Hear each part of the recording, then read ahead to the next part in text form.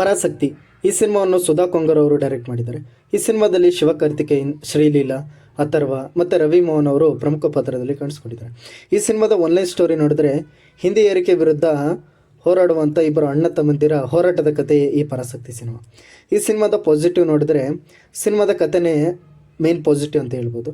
ಯಾಕೆಂದರೆ ಈ ಸಿನಿಮಾದ ಕಥೆಯನ್ನು ಕೆಲವೊಂದು ರಿಯಲ್ ಇನ್ಸಿಡೆಂಟ್ನ ಬೇಸ್ ಮಾಡಿರೋ ಸಿನಿಮಾ.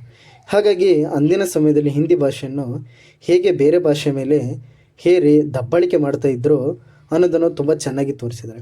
ಹಾಗೆ ನಮ್ಮ ಡಾಲಿ ಧನಂಜಯ ಅವರು ಸ್ವಲ್ಪ ಹೊತ್ತು ಬಂದರೂ ಒಳ್ಳೆ ಕ್ಯಾರೆಕ್ಟರ್ ಇದೆ. ಹಾಗೆ ಶಿವಕಾರ್ತಿಕೇಯನ್ ಮತ್ತು ಶ್ರೀಲೀಲಾ ಮತ್ತು ಅಥರ್ವ ಮತ್ತು ವಿಲನಿಶ್ ಕ್ಯಾರೆಕ್ಟರ್ ಅಂದರೆ ವಿಲನ್ ಕ್ಯಾರೆಕ್ಟರಲ್ಲಿ ಮಾಡಿರುವಂಥ ರವಿ ಮೋಹನ್ ಅವರ ಕ್ಯಾರೆಕ್ಟರೈಸೇಷನು ಮತ್ತು ಅವರ ಆ್ಯಕ್ಟಿಂಗು ಕೂಡ ತುಂಬ ಚೆನ್ನಾಗಿದೆ ಅಂತಲೇ ಹೇಳ್ಬೋದು. ಇಷ್ಟೇ ಒಂದು ಸಿನಿಮಾದ ಪಾಸಿಟಿವ್. ಸಿನಿಮಾದ ನೆಗೆಟಿವ್ ವಿಚಾರಕ್ಕೆ ಬಂದರೆ ನೆಗೆಟಿವ್ ಅಂತ ಈ ಒಂದು ಸಿನಿಮಾದಲ್ಲಿ ನನಗೆ ಅಷ್ಟೊಂದೇನು ಕಾಣಿಸ್ಲಿಲ್ಲ. ಆದರೆ ಇನ್ನೊಂದು ಸ್ವಲ್ಪ ಸ್ಕ್ರೀನ್ ಪ್ಲೇನಲ್ಲಿ ಆಟ ಆಡ್ಬೋದಿತ್ತು. ಇದು ಬಿಟ್ಟರೆ ಸಿನಿಮಾ ಎಲ್ಲೂ ಕೂಡ ಬೋರ್ ಹೊಡ್ಸಲ್ಲ. ಸೊ ಈ ರೀತಿಯಾಗಿ ಈ ಒಂದು ಸಿನಿಮಾ ಹಲವಾರು ವಿಚಾರಗಳನ್ನು ತಿಳಿಸುತ್ತೆ. ಅಂದರೆ ಅಂದಿನ ಸಮಯದಲ್ಲಿ ಹಿಂದಿ ಭಾಷೆಯನ್ನು ರಾಷ್ಟ್ರೀಯ ಭಾಷೆಯನ್ನಾಗಿ ಅಂತಿರುವಂಥ ಸಂದರ್ಭದಲ್ಲಿ ಯಾವ ರೀತಿ ಬೇರೆ ಭಾಷೆಗಳ ಮೇಲೆ ಎಫೆಕ್ಟ್ ಆಯಿತು, ಅದರ ಮೇಲೆ ಬೀರಿದಂಥ ದುಷ್ಪರಿಣಾಮ ಯಾವ ರೀತಿ ಅನ್ನೋದನ್ನು ಸಿನಿಮಾ ತುಂಬ ಚೆನ್ನಾಗಿ ತೋರಿಸ್ಕೊಡುತ್ತೆ.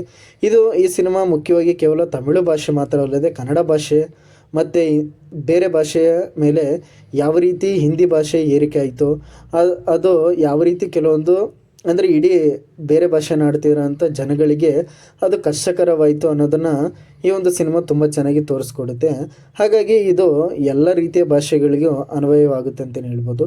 ಈ ರೀತಿಯ ಕತೆ ಉಳ್ಳಂಥ ಸಿನಿಮಾಗಳು ತುಂಬ ಅವಶ್ಯಕ ಅಂತಲೇ ಹೇಳ್ಬೋದು. ಯಾಕೆಂದರೆ ಇದು ಕೇವಲ ಹೋರಾಟದ ಕತೆ ಒಂದು ರೀತಿಯಲ್ಲಿ ನೋಡಿದ್ರೆ ಇದು ಒಂದು ಕ್ರಾಂತಿಕಾರಿ ಸಿನಿಮಾ ಅಂತ ಕೂಡ ಹೇಳ್ಬೋದು. ಆ ರೀತಿಯಾಗಿ ಒಂದು ಸಿನಿಮಾನ ಪ್ರೆಸೆಂಟ್ ಮಾಡಿದ್ದಾರೆ. ಸೊ ಓವರಾಲ್ ಆಗಿ ಈ ಪರಾಸಕ್ತಿ ಸಿನಿಮಾ ಒಂದು ಡೀಸೆಂಟ್ ವಾಚ್ ಅಂತಲೇ ಹೇಳ್ತೀನಿ. ಈ ಸಿನಿಮಾ ನಿಮಗೆ Zee5ನಲ್ಲಿ ಕನ್ನಡ ಭಾಷೆಯಲ್ಲಿ ಸಿಗುತ್ತೆ, ನೋಡಿ ಅಂತ ಹೇಳ್ತೀನಿ. ನನ್ನ ರಿವ್ಯೂ ಇಷ್ಟ ಆಗಿದ್ರೆ ನನ್ನ ಚಾನಲ್ನ ಸಬ್ಸ್ಕ್ರೈಬ್ ಮಾಡಿ. Thank you so much.